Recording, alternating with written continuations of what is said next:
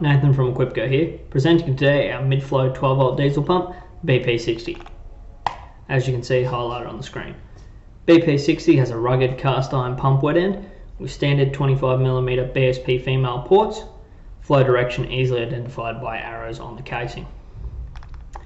BP60 will do 63 litres per minute at a free flow, and after our own tests with roughly 4 metres of hose and a nozzle, we've seen them average between 55 and 60 litres per minute.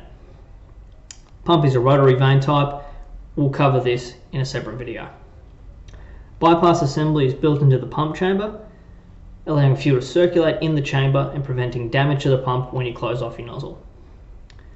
Pump vane chamber is easily opened with a small set of Allen key bolts, allowing for easy maintenance should that ever happen.